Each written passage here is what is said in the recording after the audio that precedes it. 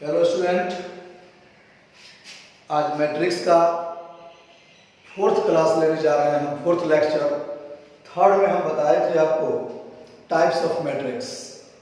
जिस types of matrix में 4 type बता चुके थे आपको, आज हम 5वां टाइप बताने जा रहे हैं। तो देखिए टाइप 5वां नंबर। 5वां नंबर में क्या है?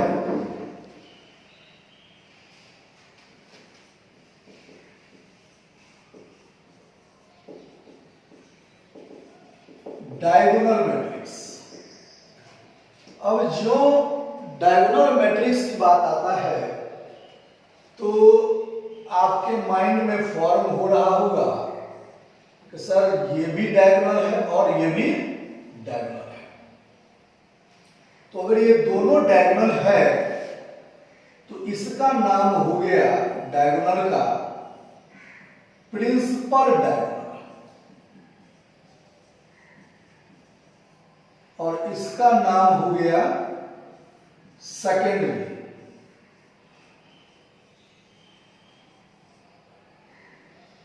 डायगोनल।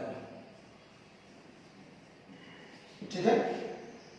अब आइए, तो कोई आपसे पूछेगा डायगोनल मैट्रिक्स किसे कहते हैं, तो आप बोलेंगे A square matrix is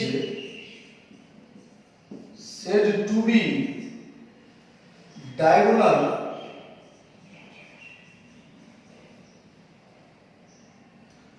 principal diagonal element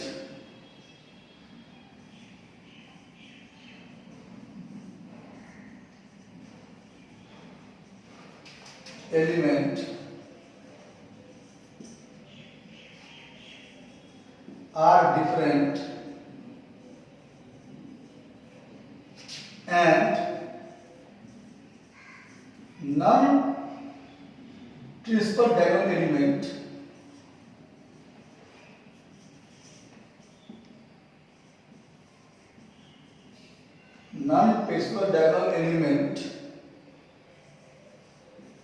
are zero।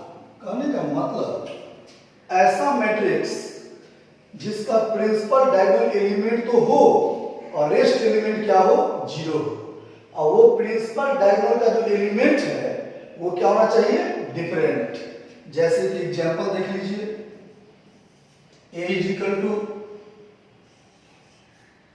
a 0 0 0 b 0 0 0 c।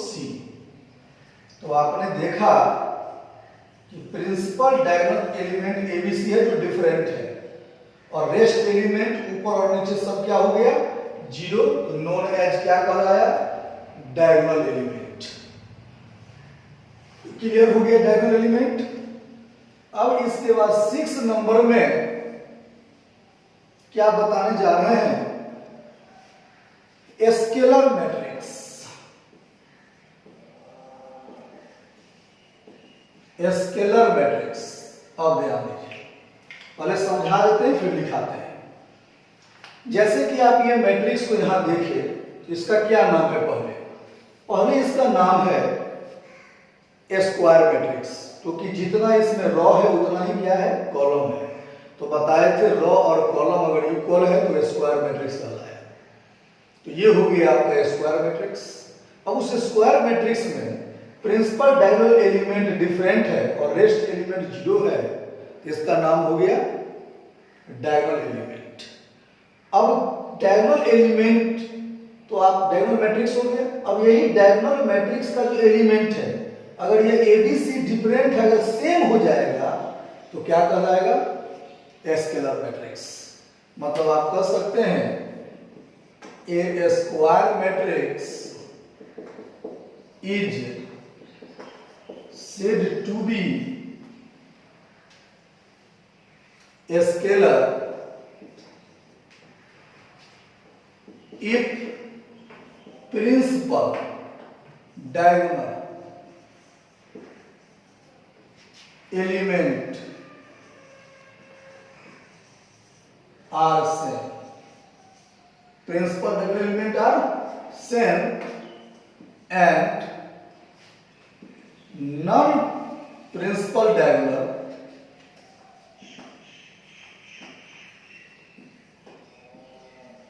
element is 0. समझ में आ गया?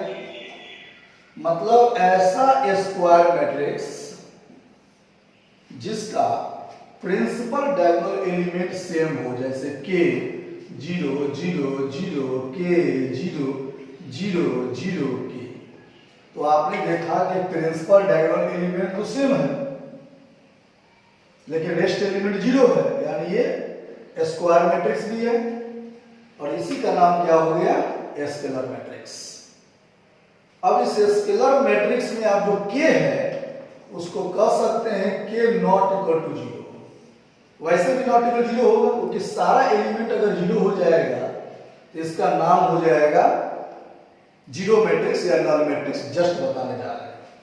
तो दो टाइप ऑफ, दो आप सीखे 5 में डायगोनल, सेकंड में क्या सीखे?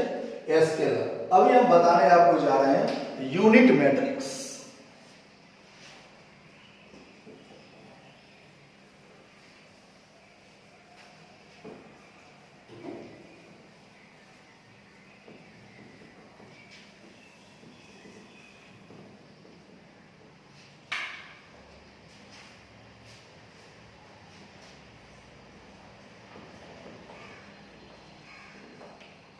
Unit matrix 7।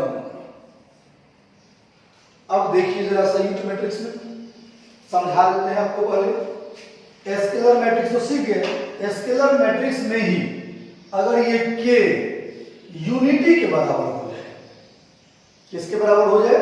यूनिटी के बराबर, तो क्या कहलाएगा? Unit matrix. जैसे अगर k किसके बराबर हो जाए? 1 के बराबर, तो क्या कहेंगे उसको हम? Unit matrix. तो लिखते हैं A square matrix is said to be unit if principal diagonal element are unity and non-principal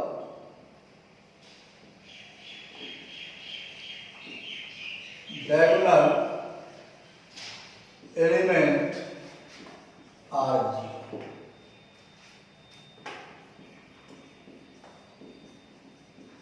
Notation of unit matrix capital I। तो आइए capital I is equal to एक मैट्रिक्स हम ले लें। अभी आपने सीखा कि स्केलर मैट्रिक्स से यूनिट हो जाता है अगर k का मान किसके बराबर हो? 1 के बराबर। तो आप यहाँ k की जगह लिखेंगे 1 0 0 0 1 0 0 0 1। तो आपने देखा कि प्रिंसिपल डायगोनल 1 के बराबर हो गया, तो क्या कहलाया ये? यूनिट। इसी टाइप से आपके माइंड में आ रहा होगा कि सर जब ये यूनिट है तो हम लोग ऐसे भी ले सकते हैं यूनिट, एकदम ले सकते हैं। तो ये भी यूनिट मैट्रिक्स, ये यूनिट मैट्रिक्स। अब ये यूनिट मैट्रिक्स का ऑर्डर 3 into 3 है, इसका ऑर्डर 2 into 2 है, तो इसको हम लोग बोल सकते हैं I3। इसको क्या बोल सकते हैं? I2। जैसे कि मान लीजिए कहीं पर सिर्फ यूनिट मैट्रिक्स लिखा हो, I नहीं इंडिकेट किया हो कि I2 है या I3 है, तो एज यू लाइक आप I2 भी यूज कर सकते हैं और I3 भी यूज कर सकते हैं अकॉर्डिंग टू सिचुएशन। देखिए वहां पर क्या लेने पर सुटेबल हो रहा है, I2 ले या I3 ले। तो ये आपसे गए क्या चीज? Unit matrix. अब इसमें 8वां नंबर में इंपोर्टेंट टाइप सिखाने जा रहे हैं, इसे थोड़ा स्टार लगा देते हैं। इसका नाम है scalar.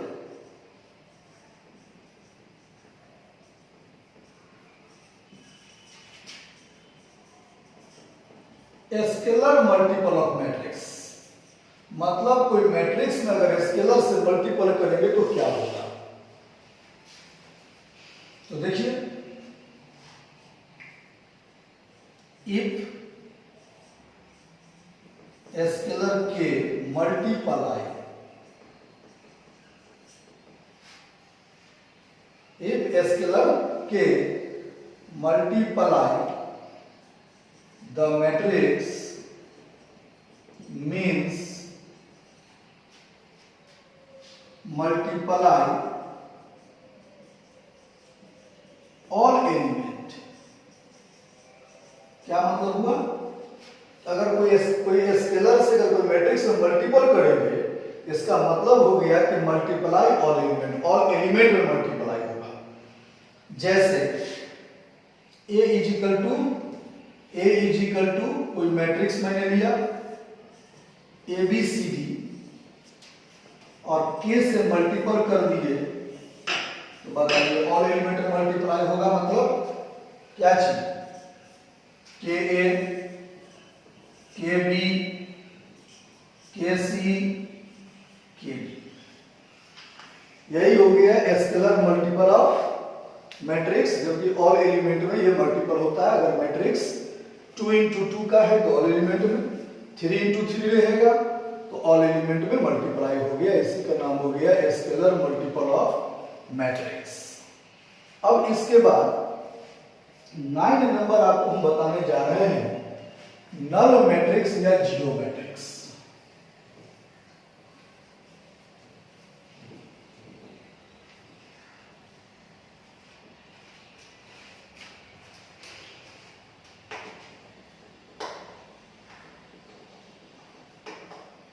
Null matrix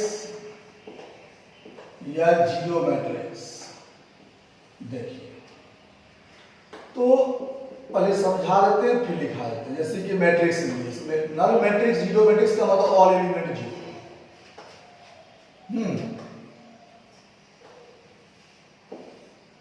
zero zero zero zero zero zero zero zero zero, all element यहां भी जीरो। यहां देखिए zero zero zero zero zero zero, यहां भी ऑल एलिमेंट जीरो।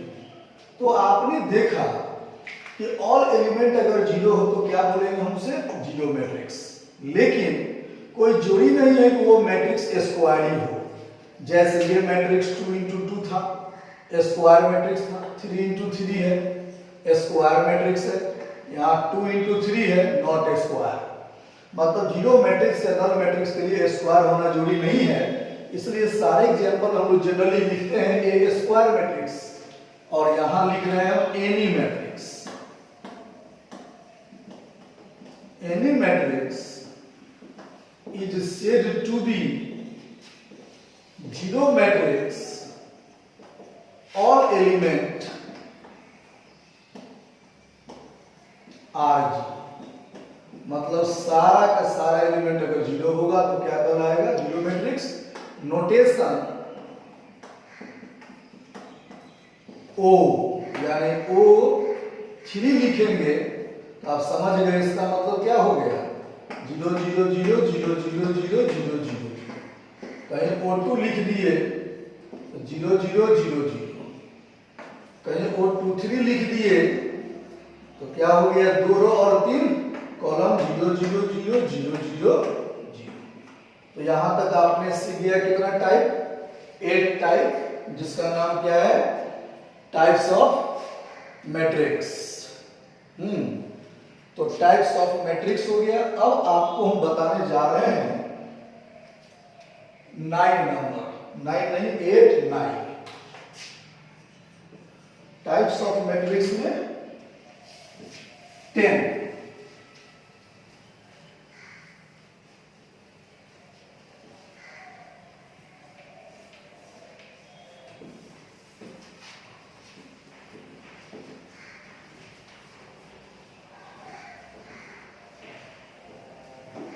आइए 10 नंबर में आपको बताने जा रहे हैं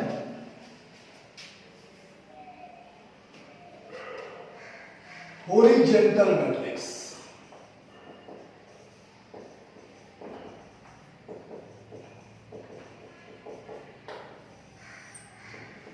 होरिजेंटल मैट्रिक्स।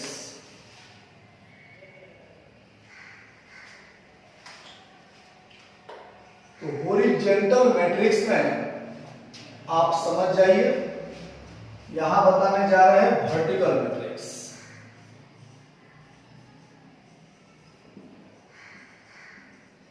तो ध्यान दीजिएगा, हॉरिजॉन्टल मैट्रिक्स और वर्टिकल मैट्रिक्स। देखिए पहले समझ लीजिए थोड़ा सा। हॉरिजॉन्टल मैट्रिक्स जो है, हॉरिजॉन्टल मींस क्या हो गया समझने के लिए। हॉरिजॉन्टल मींस बताए थे रॉ, और वर्टिकल मतलब कॉलम। तो वैसे थोड़ा सा आपको हम मैथमेटिक्स से बाहर बता रहे हैं। जैसे आपके घर में आप मान लीजिए 3-4 भाई हो, तो देखते हैं कि आपके घर में सबसे जिद्दी आपका छोटा भाई होता है। यानी कुछ घर में कुछ खाने पीने का बन रहा हो या जो भी कुछ भी एक्स्ट्रा होता है, तो छोटा का इंपोर्टेंस दिया जाता है, यानी छोटा नाम को इंपोर्टेंस होता है। तो यहाँ भी छोटा का ही इंपोर्टेंस दिया गया है। जैसे हॉरिजॉन्टल मतलब क्या, रॉ, यानी रॉ छोटा होगा, कॉलम क्या होगा, बड़ा होगा। यानी रॉ छोटा होगा तो आप पढ़ सकते हैं यहाँ पर नंबर ऑफ रॉ और यहाँ नंबर ऑफ कॉलम। मतलब रॉ छोटा हो और कॉलम क्या हो, बड़ा। मतलब जो छोटा होगा वही नाम होगा। यानी नंबर ऑफ रॉ से बड़ा कौन होगा, बोलिए, नंबर ऑफ कॉलम। क्या कहलाएगा, हॉरिजॉन्टल मैट्रिक्स। और रॉ को हम बोले थे m, यानी दिस, यही क्या कहलाया, हॉरिजॉन्टल मैट्रिक्स। एग्जांपल ले लीजिए आप, ये एग्जांपल लीजिए A1 B1 C1 A2 B2 C2, known as horizontal matrix. क्योंकि आपने देखा यहाँ पर नंबर ऑफ रॉ कितना, बोलिए 2, और नंबर ऑफ कॉलम कितना, 3। तो रॉ आपका 2 है और कॉलम 3 है, बड़ा कौन है, कॉलम। तो मैंने बोला जो छोटा होगा उसी का इंपोर्टेंस है, छोटा है रॉ का, तो रॉ का इंपोर्टेंस है, मतलब horizontal matrix.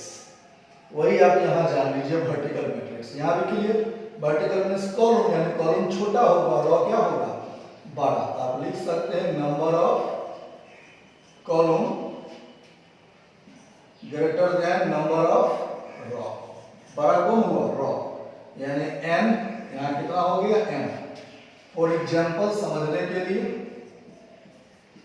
A is equal to ऐसा मैट्रिक्स जैसे A1 B1 A2 B2 A3 B3।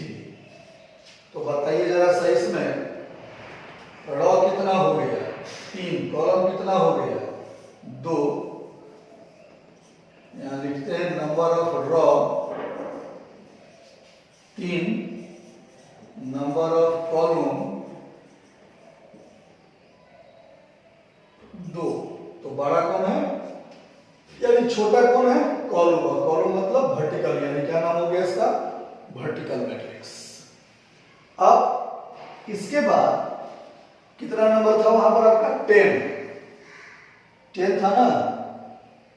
तो 10 नंबर था, ये हो गया आपका जो भी नंबरिंग हो देख लेते हैं। अब इसके बाद यहां पर हम आपको बताने जा रहे हैं अपर triangular matrix.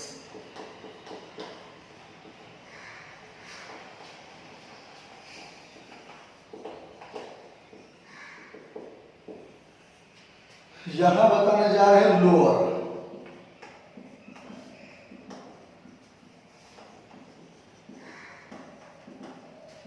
Lower triangular matrix. अब देखिए, एक ऐसा मैट्रिक्स हम लोग लिए जिसके यहां A है, B है, C है, 0 है, D है, E है, 0 है, 0 है, F है। अब आप क्या करिए, इस मैट्रिक्स में एक ट्रायंगल का फॉर्म करिए। तो बताइए, ट्रायंगल फॉर्म हो गया। ट्रायंगल ऊपर फॉर्म हुआ कि नीचे, ऊपर। और ट्रायंगल को फॉर्म होने के बाद रेस्ट एलिमेंट क्या हो गया, 0। तो ऐसा मैट्रिक्स जिसका ट्रायंगल फॉर्म होने के बाद रेस्ट एलिमेंट 0 हो, क्या कहलाएगा वो?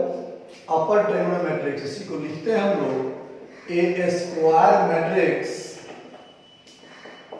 Is said to be upper triangular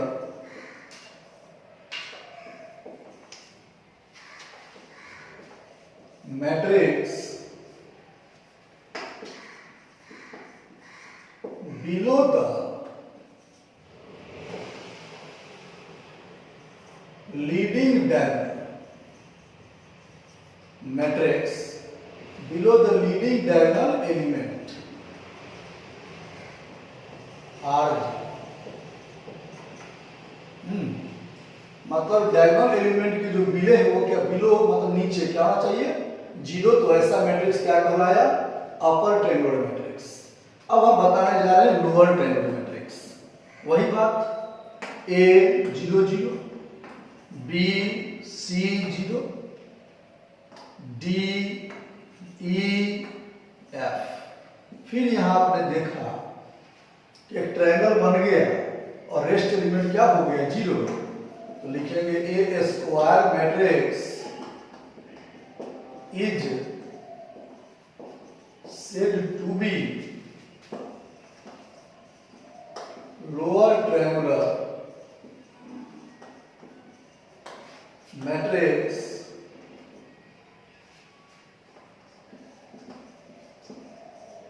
above the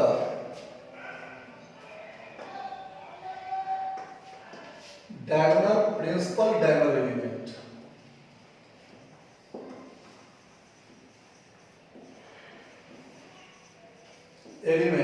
principal diagonal element R। Clear हो गया? हॉरिजॉन्टल मैट्रिक्स, वर्टिकल मैट्रिक्स, अपर ट्रायंगुलर मैट्रिक्स, यहाँ क्या हो गया आपका?